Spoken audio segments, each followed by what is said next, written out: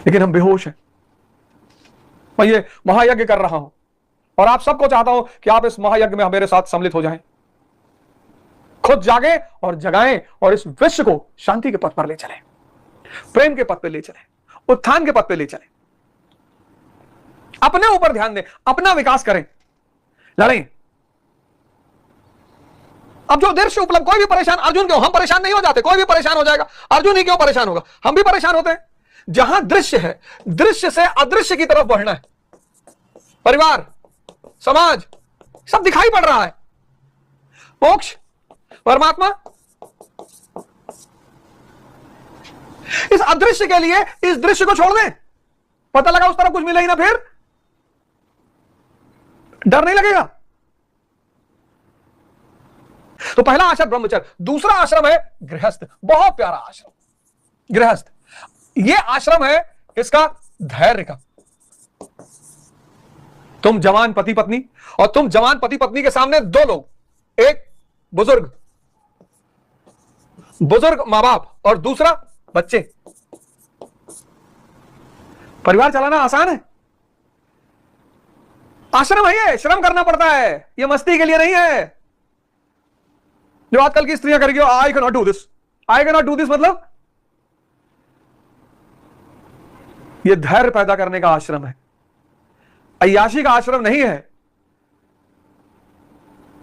जिस तरह से सेक्स पे चर्चाएं हो रही हैं, बहुत अच्छी बात है, तुम संभोग की दिशा में आगे बढ़ो। तुम्हारी पत्नी और तुम दोनों परम मित्र बन जाओ। परम मित्र, परम, इतना भाव विकसित कर लो दोनों व्यक्ति आपस में कि सेक्स विलीन हो जाए। ये तीसरी आंख खोल दो शिव जी की तरह, काम भस्म हो जाएगा। शंकर जी के साथ यही तो हुआ, कामदेव परेशान कर रहे थे, उन्होंने तीसरी आंख खोल दी। ये सिंबॉलिक है, जिसकी भी तीसरी आंख खुलेगी काम भस्म हो जाएगा। बेहोशी है काम, होश, भाव, प्रेम, बहुत महान संस्कृति है ये। बुजुर्ग और बच्चे दो को साथ लेके चलना है आपको। ये आपको हर बात पे टोकेंगे क्योंकि इनके पास अनुभव है। ये आपको हर बात पे टोकेंगे और ये आपको हर बात पर परेशान करेंगे। आपको कि बेटा आलू का पराठा खा लो, ये कहेंगे गोभी का, और आज तो पराठा ही नहीं खाना है। और अगर आपने इन दोनों की दोस्ती करवा दी, तो अगर 70 साल का बाबा 10 साल के पोते के साथ रहेगा, तो इस 10 साल के व्यक्ति को 70 साल का अनुभव हो जाएगा।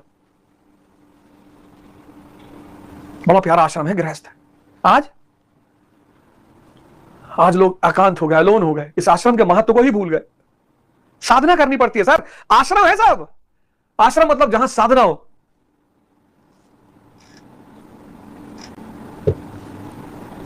पत्नी अलग बैठी हुई है, मुझे इंडिपेंडेंस चाहिए, मुझे ये चाहिए, मुझे वो चाहिए। अच्छी बात है, इंडिपेंडेंस भी चाहिए, लिबर्टी भी चाहिए, दोनों भी चाहिए, लेकिन जिम्मेदारी कौन निभाएगा? साधना कौन करेगा? श्रम कौन करेगा? और जब पुरुष स्ट्रगल कर रहा हो तो उसको उत्थान में सबसे अहम भूमिका बीवी की होती है, क्योंकि अगर बीवी उसके जीवन से तनाव खत्म कर दे घर का, तो मन बाहर व्यक्ति बहुत आराम से लड़ सकता है। पत्नी का बस एक ही काम है कि वो घर के तनाव को खत्म कर दे, पी जाए। लेकिन अगर पत्नी भी बाहर काम कर रही है, जैसा कि आजकल होता ही है कि पत्नियां भी बाहर काम कर रही हैं, तो फिर पति पत्नी दोनों को मिलकर उस युद्ध को लड़ना पड़ेगा। दूसरा आश्रम। तीसरा वानप्रस्थ। वानप्रस्थ आश्रम यानी 50+ का आश्रम। यहां शुगर होने की संभावना है, बीपी होने की संभावना है, थायराइड होने की संभावना है।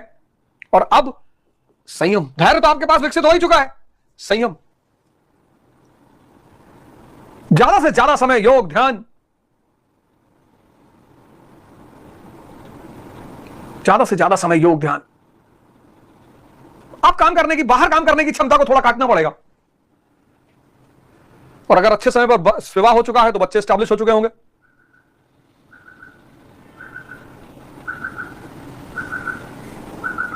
वानप्रस्थ आश्रम, संयम, 50+।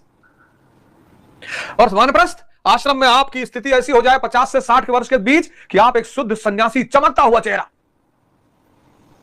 त्याग की तरफ आगे बढ़िए, संयम का विकास करिए। तो समझ, धैर्य, संयम, तीन चीज 3 आश्रम में आपके पास विकसित हो जाएगी। ब्रह्मचर्य आश्रम क्या डेवलप करेगा? समझ। गृहस्थ आश्रम क्या डेवलप करेगा? धैर्य। और वानप्रस्थ आश्रम क्या डेवलप करेगा? संयम। और फिर जब इन 3 हथियारों के साथ आप संन्यास के आश्रम में प्रवेश करेंगे, अब जब आप संन्यास के आश्रम में प्रवेश किए हैं तो आपके पास 3 हथियार ऑलरेडी हैं। पहला हथियार क्या है? समझ है कि जाना है, जाना है। झोंका हवा का पानी करेला, मेले में जो रह जाए अकेला, वो फिर अकेला ही रह जाता है। आदमी मुसाफिर है, आता है जाता है, आते जाते रास्ते में यादें छोड़ जाता है। यहां पर पहुंचकर यह बात स्पष्ट हो जानी चाहिए कि मैं तो मुसाफिर हूं। अगर 60 में यह बात क्लियर नहीं हुई कि मैं मुसाफिर हूं, तब जीवन वाकई में व्यर्थ। पूरा जीवन एक साधना है, पूरा जीवन हर चरण में लेकिन एक स्पेसिफिक रोल प्ले करना है। 3 हथियार आपके पास है, समझ आपके पास है, धैर्य आपके पास है और संयम आपके पास है। जब आप चौथे आश्रम में पहुंचे हैं तो 3 हथियार ऑलरेडी हैं और इस आज तीनों हथियार से आप मोक्ष की प्राप्ति कर जाएंगे, मुक्त हो जाएंगे। यह है भारत का दर्शन।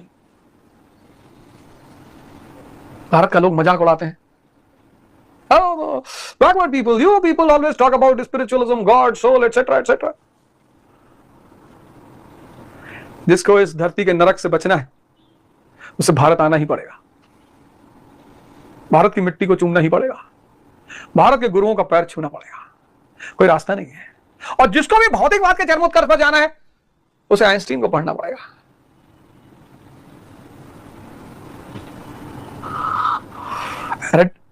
एडिसन को पढ़ना पड़ेगा, जेम्स वॉट को पढ़ना पड़ेगा, रदरफोर्ड को पढ़ना पड़ेगा, पढ़ना ही पड़ेगा। जागो प्रभु, कहां बैठे हो? मैं दलदल से बाहर निकला, मेरे मां बाप की कहानी, मेरी कहानी सुनी होगी। मैंने कहा ना, मैंने अपने जीवन के कुछ पन्नों को अभी भी छुपा कर रखा है। जिस दिन बोल दूंगा ना और जिस दिन उसको खोल दूंगा, पब्लिक पागल हो जाएगी। कितनी लड़ाई, और मुझे तो मजा आने लगा है और मैं चाहता हूं आप भी मजा लो। लेकिन मजा तभी ले पाओगे जब समझ विकसित होने लगेगी।